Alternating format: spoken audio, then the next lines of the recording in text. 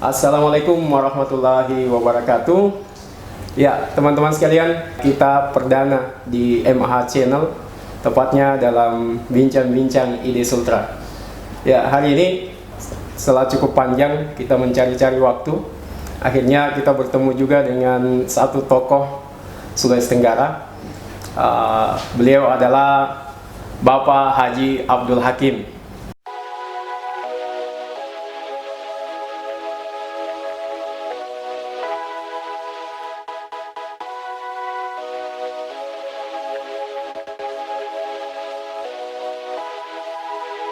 Assalamualaikum warahmatullahi wabarakatuh, Pak. Waalaikumsalam warahmatullahi wabarakatuh.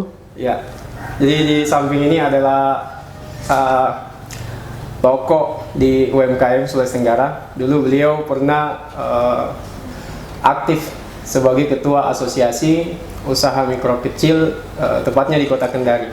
Kemudian saat ini melangkah ke tingkat yang bisa dibilang naik level Sulawesi Tenggara seperti itu. Ya, banyak hal yang sudah diberikan beliau untuk UKM. Tapi pada hari ini kita ingin coba gali lebih jauh tentang beliau, Pak Hakim. Beliau kalau dengar-dengar itu ternyata dulu katanya UKM juga seperti itu. Sampai sekarang menuju pada aktivitasnya saat ini sebagai seorang yang aktif di dalam dunia properti. Oke, sebelum itu untuk lebih jelasnya pada agenda ini, tolong dukung kami setelah hal yang satu ini. Channel ini dipersembahkan oleh Risma Store Kendari, belanja online cepat dan tepat. Ya, Pak Hakim, sebelum kita lanjut lebih jauh bincang-bincang berkaitan dengan apa yang Bapak dalami saat ini, saya ada beberapa pertanyaan. Mungkin cukup dijawab salah satunya saja. Okay. Kalau saya kasih pertanyaan, misalnya Pak Hakim A atau B, Pak Hakim pilih salah satunya saja seperti itu. Pertanyaan pertama, jadi pengusaha atau politisi? Jadi pengusaha. Pengusaha. Syariah atau konvensional?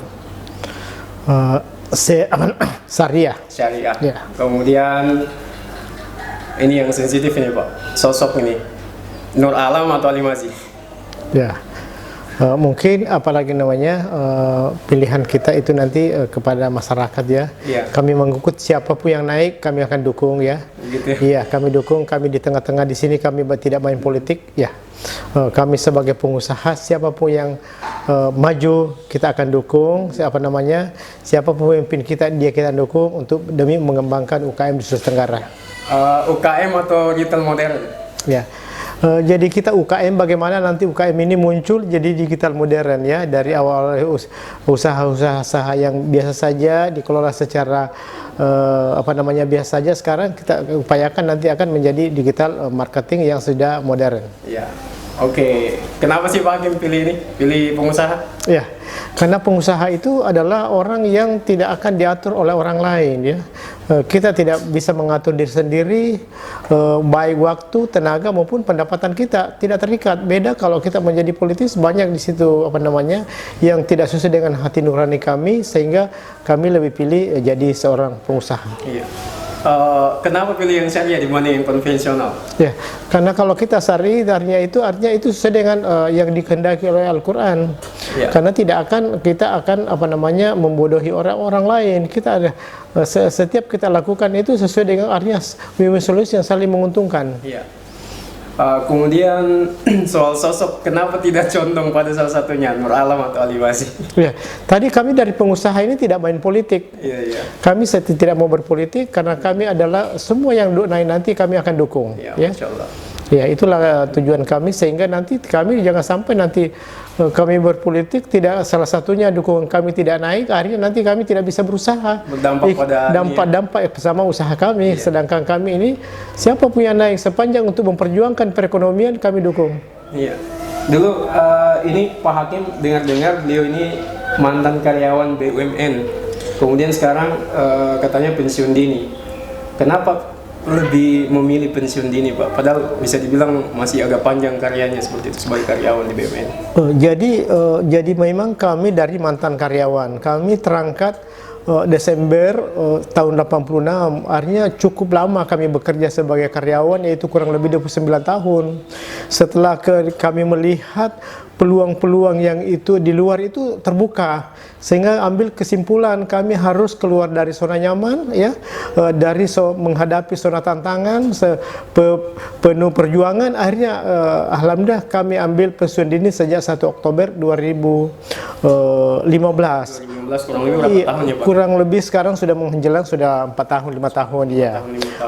Namun dibalik sebelum mengambil keputusan, kami penuh pertimbangan kira-kira apa yang kami lakukan untuk menghidupi keluarga kita, karena pada saat itu kami di zona nyaman, penghasilan alhamdulillah cukup ya untuk kita kembangkan. Tetapi kita kan manusia mau berubah ya, selamanya tidak mau selalu hanya sebagai bawahan, hingga ambil keputusan pensiun dini. Setelah pensiun dini alhamdulillah menemukan suatu jalan usaha.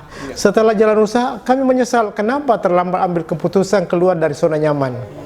Justru itu kami harapkan ke depan adik-adik semua, ayo kita berusaha, berwirausaha kalau Anda ingin kehidupan ekonomi Anda lebih baik. Tapi dengar-dengar dulu Pak Hakim merintisnya dari UKM ya? Iya. Jadi kami usaha kami sebelum masuk ke properti, kami juga usaha mikro kecil. Kami produksi abon ikan sambil bekerja di perusahaan, jadi kami abon ikan. Karena kami lihat potensi ikan di Kendari, sehingga mendorong kami untuk merintis abon ikan. Pada saat itu mungkin hanya kami baru 2 pelaku abon ikan tahun 2000-an. Itu sehingga nanti itu makin ada peluang, walaupun awalnya abon ikan itu dikelola secara sederhana, masih menggunakan alat pres yang sederhana. Alhamdulillah sekarang setelah itu naik menjadi menggunakan spinner, kemasannya juga dulu biasa-biasa saja, sekarang alhamdulillah sudah menggunakan aluminium foil. Tetapi di situ kami tidak puas. Bagaimana usaha yang kami rintis bisa naik kelas ya, bisa berubah sehingga sampai sekarang. Terus sekarang sampai menuju pada properti Grand Anissa kalau tidak salah, gitu. Kenapa bisa sekarang menuju ke properti? Apakah UKM abon ikan itu kurang mendukung penghasilannya atau bagaimana? Kita namanya pengusaha, kita kan selalu mau berubah, mau naik kelas, sehingga kami rintis dari usaha mikro naik ke usaha kecil, sekarang masuk ke usaha menengah. Ya itulah kita harapan kita nanti dorong kepada adik-adik jangan puas hanya di sektor satu usaha saja, tetapi bagaimana ada pengembangan. Masuk di dunia properti saya sejak pensiun dini tahun 2015 yang kami rintis hanya 2-3 unit bangunan. Alhamdulillah sekarang setelah merintis ini kami sudah 3 lokasi perumahan, yaitu Grand Cempaka, Grand Anissa 1 dan Grand Anissa 2. Mudah-mudahan ke depan artinya kami tetap akan berusaha untuk mengembangkan bisnis ini dan menggandeng mitra-mitra kami, saudara kami, anak-anak kita, supaya juga ayo kita mengembangkan bisnis properti dengan sistem syariah. Ngomong-ngomong soal properti nih Pak Hakim, ini kan banyak di Kota Kendari para pengusaha properti yang dengan berbagai macam strategi pemasaran atau mungkin banyak keunggulannya. Kalau Pak Hakim sendiri apa sih yang ditawarkan di properti yang digagas oleh Pak Hakim? Jadi kami setiap usaha kan punya masing-masing strategi untuk bersaing, supaya bagaimana melihat kompetitor kita banyak yang mesti lakukan.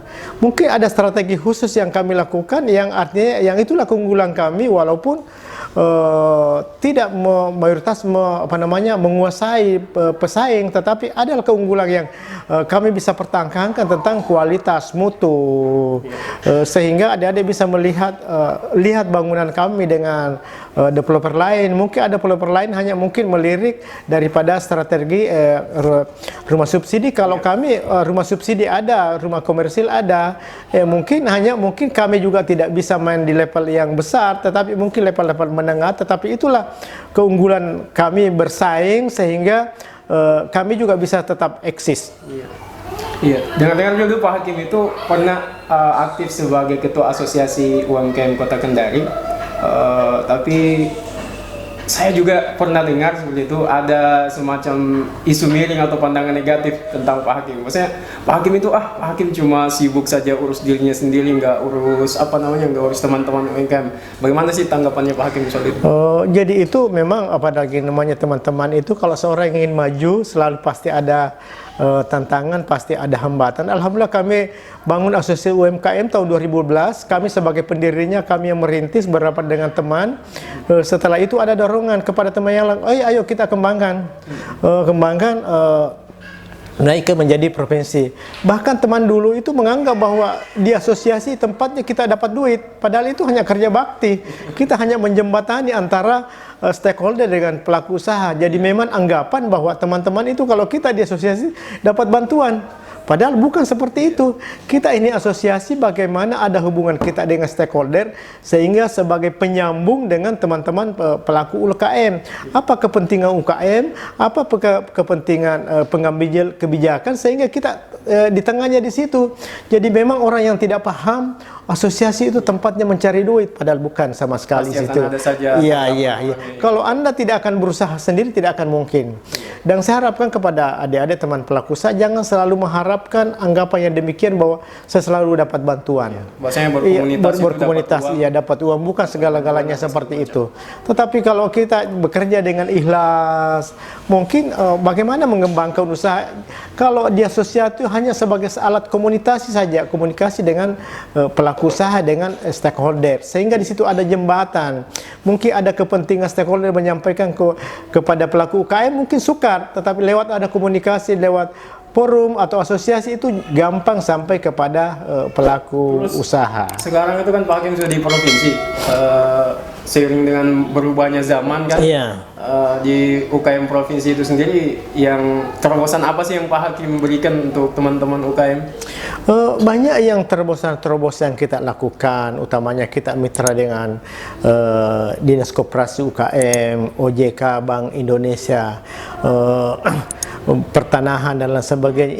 Ini salah satu komunikasi yang kita bangun sehingga nanti informasi itu bisa sampai kepada teman-teman pelaku UKM. Kalau saya lihat sih banyak event-event yang diadakan. Banyak. Ini baru-baru kita lakukan, ada bantuan untuk UKM. Itu kita kerjasama dengan Dinas Koperasi UKM. Kita buatkan link bagaimana teman-teman bisa mendaftar untuk mendapatkan bantuan seperti itu.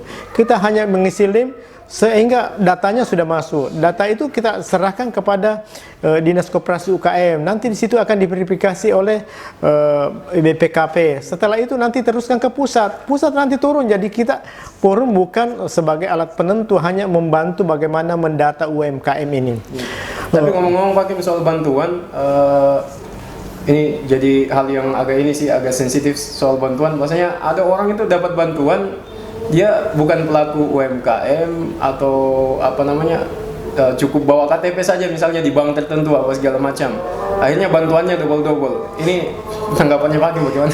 Kalau itu bukan ranah kami, bukan ranah kami seperti itu. Kami hanya mendata ada program, kami teruskan kepada teman UKM, silahkan teruskan siapa yang dapat. Itu bukan wewenang kami, bahkan menentukan juga kami, bukan ranah kami. Kalau ini yang dapat, ini yang tidak, bukan ranah kami. Karena UMKM itu ada yang dapat, ada yang tidak dapat. Ada yang dapat. Kalau ada informasi, kami teruskan ke forum, ke organisasi yang lain, silahkan mengisi masalah dapat itu kebijakan dari atas yang menilai. Ya, jadi dengar-dengar juga Pak Hakim ini adalah seorang akademisi seperti itu. Tapi kalau dilihat-lihat, kalau kita mau suruh pilih lagi ya seperti itu, kalau kita mau suruh pilih akademisi atau jadi pengusaha atau mau dijalankan semuanya Pak? Ya. Betul, kami juga sebagai pengusaha, kami juga sebagai akademisi. Tetapi akademisi kami bukan sebagai tempat mencari duit ya, tetapi kamilah bagaimana membagi ilmu kepada adik-adik kita supaya bisa jadi wirausaha. Teori yang kami ajarkan, kami juga praktekkan, bukan hanya sekadar teori, tapi bagaimana menciptakan di lapangan. Pak Hakim dosen kan? Ya, kami dosen. Kami dosen di STIA 66 ya. Jadi kami dosen istimewa 6. Alhamdulillah sekarang kami juga sementara menempuh pendidikan S3 kami. Ya mudah-mudahan nanti akan bisa bermanfaat bagi teman-teman pelaku usaha. Ini S3 fokusnya apa? Saya di manajemen bisnis ya. Bisnis. Ya, jadi memang mata kuliah kami di jurusan yang kami ambil adalah manajemen bisnis. Sehingga konsentrasi disertasi saya juga masalah bisnis pemasaran. Iya. Ya. Satu lagi Pak Hakim ini selain seorang pengusaha aktif di bidang properti saat ini, kemudian seorang dosen, ya ternyata beliau juga adalah seorang motivator seperti itu. Jadi sering memotivasi, lebih tepatnya pada kelompok anak muda sih seperti itu. Apa sih sebenarnya yang disuarakan Pak untuk anak muda? Ya, jadi kami memang sebagai sering dipanggil untuk memotivasi teman-teman. Kami di beberapa perguruan tinggi kami juga biasa dipanggil memberikan mata kuliah umum untuk memotivasi adik-adik itu, utamanya biasa pembekalan KKN, supaya ke depan anak-anak kita itu mindsetnya itu bisa jadi wirausaha, bukan lagi mindsetnya nanti menjadi seorang pekerja. Kenapa? Harapan kita kalau adik kita nanti selesai bisa menjadi wirausaha, otomatis perekonomian kita bisa juga tumbuh, bisa menciptakan lapangan kerja sehingga tidak ada lagi pengangguran. Dengan ciptanya lapangan kerja, otomatis perekonomian kita tumbuh, kesejahteraan kita bisa meningkat, nilai-nilai ekonomi di kita bisa angkat. Kenapa? Di sekitar kita masih banyak peluang yang bisa kita raih, bisa kita dapatkan. Hanya selama ini karena mindsetnya kita teman-teman, utamanya anak muda itu mindsetnya sebagai pekerja, sehingga peluang itu terabaikan. Padahal kalau peluang itu kita tangkap jadi olahan, menjadi barang produktif, bisa menciptakan suatu nilai tambah bagi suatu usaha kita. Di daerah kita juga bisa meningkat, petani kita juga bisa meningkat. Kenapa? Produk mereka itu kita olah menjadi olahan pangan.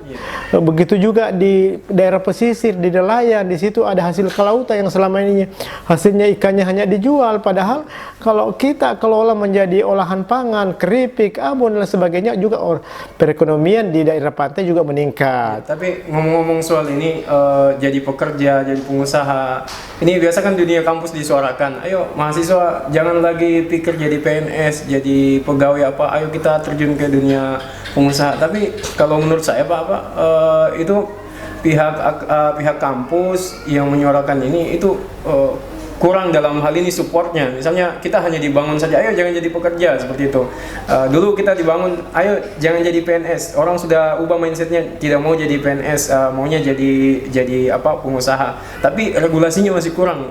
Jadi memang sekarang ini kampus sudah mulai berubah.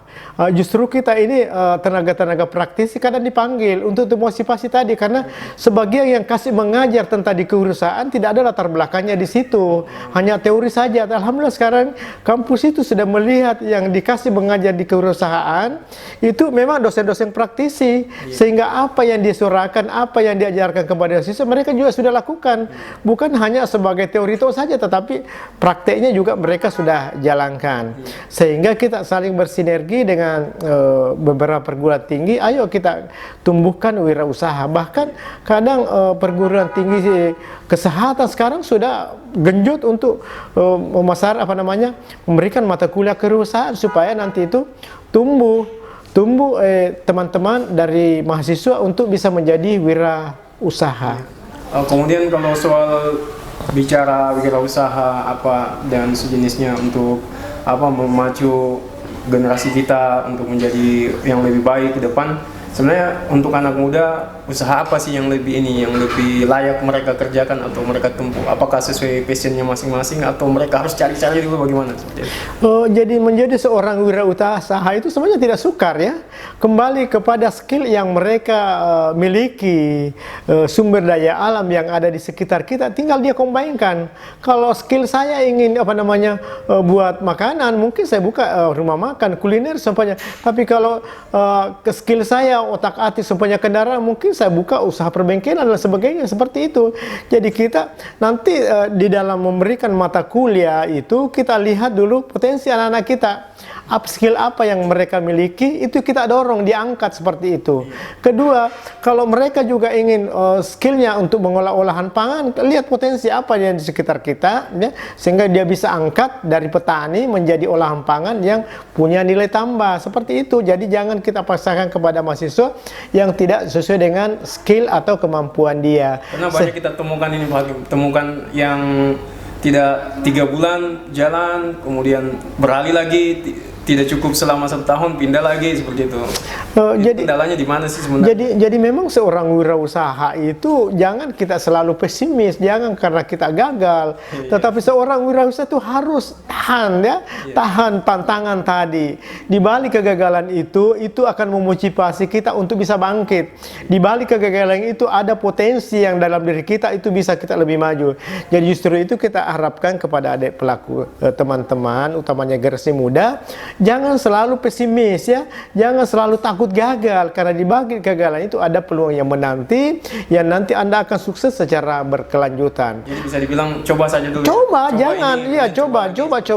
Jadi bisnis itu tidak kita langsung menjadi besar, tetapi kita mencoba dari kecil-kecil dulu sehingga bisa tumbuh. Di situ kita akan kenali, oh inilah cocok bisnis yang saya kembangkan, ya. Jadi nggak boleh bahwa, oh saya langsung gagal, saya nggak mau lagi, nggak boleh seperti itu. Mungkin kegagalan itu nanti akan memicu kita, oh ini usaha ke depan yang saya cocok, yang saya skill saya, kemampuan saya, peluang saya, itu yang saya jalankan. Jadi sehingga adik-adik kita itu selalu perlu dimotivasi, ya, diingatkan, didorong dia supaya ayo bersemangat untuk berwirausaha. Kalau menurut Pak Hakim untuk skala Sulawesi Tenggara, ya, seperti itu untuk skala Sulawesi Tenggara, di mana sih letak keunggulannya dan kelemahannya? Misalnya kalau kita bicara aspeknya, mungkin untuk sekarang kan kebanyakan pelakunya anak muda seperti itu. Letak kelemahannya kita di mana sih, dengan letak keunggulannya di mana seperti itu? Jadi keunggulannya kita sebenarnya itu kan banyak sumber daya alam kita yang melimpah, yang di Sulawesi Tenggara yang tidak dimiliki oleh orang lain. Hanya karena memang skill kita masih terbatas, karena apa, kemampuan kita itu terbatas, sehingga kita perlu mengadopsi ilmu yang ada di luar, ya. Kita belajar untuk mengembangkan bisnis yang peluang-peluang sumber daya alam yang ada di sekitar kita. Generasi kita sebenarnya masih banyak, masih punya potensi, hanya tadi itu perlu dorongan dia, ya. Mungkin kita berikan dia pelatihan dan lain sebagainya sehingga skill mereka bertambah untuk mengolah sumber daya alam yang ada di sekitar kita sehingga punya nilai jual. Yang selama ini bahan baku kita hanya dikirim keluar gelondongan, akhirnya menjadi produk orang lain. Padahal bahan bakunya dari Sulawesi Tenggara. Ini yang kita harapkan nanti ini pemerintah, ayo perhatikan generasi kita, berikan dia skill, pelatihan dan lain sebagainya untuk mengolah sumber daya alam di sekitar kita sehingga punya nilai jual, nilai tambah. Jangan barang-barang gelondongan itu dikirim keluar yang artinya bisa membawa daerah lain, bukan daerah kita. Itu mungkin harapan kita. Untuk Sulawesi Tenggara potensinya besar. Potensinya banyak, hasil kelautannya cukup banyak, kerang-kerangnya cukup banyak, ikannya, hasil pertaniannya, tetapi itu selalu dikirim keluar. Itu artinya mentahnya. Kenapa tidak bukan kita yang mengelola? Karena regulasi pemerintah juga atau bagaimana? Ya, mungkin kita bukan kita juga salahkan pemerintah, semua kita. Mungkin kita duduk bersama, ya, kira apa solusinya, ya, untuk mengangkat perekonomian kita. Jadi akademisnya diperhatikan situ, pelaku usahanya, dari pemerintah, dari perbankannya, dari OJK dan Bank Indonesia. Kita duduk bersama, kira bagaimana solusinya ini untuk mengangkat perekonomian kita, melihat banyak sumber daya alam yang melimpah. Ya, itu jadi luar biasa. Jadi Sulawesi Tenggara itu punya potensi yang sangat besar. Hanya saja mungkin kapasitas manusianya mungkin belum sampai ke situ. Dan saat ini bagusnya kita sama-sama untuk membicarakan itu seperti itu. Jadi kembali pada Pak Hakim sendiri, perjalanan panjangnya dari UKM kemudian menuju pada usaha properti. Saat ini sudah punya tiga usaha properti, ya Pak? Iya, alhamdulillah. Iya. Anissa, Grand Cempaka, Grand Anissa 2. Kemudian kita mau bicara tentang ini, kunci sukses buat Pak Hakim itu bagaimana sih sebenarnya supaya kita bisa termotivasi nih? Jadi kunci sukses itulah kita selalu punya semangat ya, sambil kita berdoa kepada Allah Subhanahu wa taala ya. Itu semangat. Spirit kita itu jangan selalu putus asa. Energi kita harus dorong sebenarnya. Karena itu selalu peluang ada menanti di depan kita. Kadang kita hargai itu, peluang itu kita harus syukuri, nikmat yang ini, semangat itu yang diberikan oleh Allah Subhanahu wa taala itu kita harus hargai ya. Jangan bahwa kadang kita sudah lemas dan sebagainya tidak mau lakukan, padahal ayo kita dorong semangat kita ya. Ada rahasia ya. Iya, jadi mungkin kita selalu ingin keluar berteman kepada orang-orang yang lebih daripada kita ya, dari segi pendidikan, dari segi agama. Ya, yuk kita belajar. Orang yang pendidikannya lebih tinggi atau usahanya lebih banyak, ayo kita belajar ya, seperti itu. Karena kadang kita menganggap saya sudah lebih, padahal banyak orang lain. Karena kita tidak ada rasa sempurna ya. Selalu kita harus semangat, harus kita selalu bersinergi dengan orang lain. Akhirnya kita kerjasama. Mungkin kita nggak tahu, orang lain yang tahu ya. Sebaliknya seperti itu. Sehingga ayo kita gandeng semua, baik yang tinggi maupun yang rendah, kita rangkul semua. Kita bersinergi karena di situ ada peluang, ada kemampuan yang selama ini terpendam yang kita tidak temukan. Tetapi kalau kita jalin satu rahim tadi itu bisa terkoneksi satu mata rantai yang akan membangun, menciptakan suatu peluang yang orang lain tidak bisa jalankan sendiri. Tetapi kan 3 pesan untuk anak muda. Yang pertama apa? Jadi tadi pesan anak muda, ayo kita semangat ya, semangat berwirausaha ya. Kita selalu melihat peluang-peluang yang ada di sekitar kita ya, harus berani memulai. Kapan? Sekarang ya. Yang kedua juga sambil kita berusaha tadi, kita bertawakal kepada Allah Subhanahu wa taala ya, kita serahkan, karena kita yang berusaha, Allah yang menentukan. Kalau Anda tidak berdoa tidak sebagainya, mana kamu dikasih ya. Ya, seperti itu ya. Yang ketiga, setelah kita lakukan semua itu, kita syukuri apa yang diberikan oleh Allah Subhanahu wa taala. Itulah nikmat yang sangat berharga, karena sebesar apapun yang kita jalankan, kalau tidak ada berkahnya itu percuma ya. Jadi intinya keberkahan itu yang kita utamakan. 3 pesan dari Pak Hakim ya, tolong diingat. Dan terakhir dari Pak Hakim mau tanya nih, seberapa penting sih perannya seorang istri untuk Pak Hakim? Jadi memang istri itu sangat punya peranan yang penting, karena dia memotivasi, mendorong kita ya, yang selalu menasihati kita. Mungkin ada kita langkah-langkah yang meleset, diingatkan kembali, karena kita manusia ini selalu di hal-hal yang artinya ada kelupaan dan lain sebagainya. Justru istri itu perlu kita rangkul untuk memberi motivasi kita untuk kehidupan dunia dan akhirat. Ya, luar biasa tadi bincang-bincang kita bersama Pak Hakim. Semoga apa yang kita bicarakan pada hari ini bisa memberi manfaat buat teman-teman, lebih khusus lagi pada generasi muda. Jadi bisa mengambil berbagai macam yang disampaikan tadi oleh Pak Hakim, dari langkah-langkah membangun usaha, kunci sukses, dan segala macam peran-peran orang lain, posisi, status, dan lain-lain, seperti itu. Jadi teman-teman, untuk lebih berkembangnya lagi, teman-teman untuk komunikasi dengan Pak Hakim itu bisa berkunjung ke lokasinya Grand Anissa 2 ya saat ini, atau Sekretariat Forum UMKM di Sekretariat Forum UMKM Sulawesi Tenggara, seperti itu. Ya, cukup. Terima kasih. Salam hangat dari kami IDE Sultra. Terima kasih Pak Hakim. Semoga Allah memberkahi kehidupannya Pak Hakim. Terima kasih. Barakallahu fikum, ghafara lakum. Assalamualaikum warahmatullahi wabarakatuh.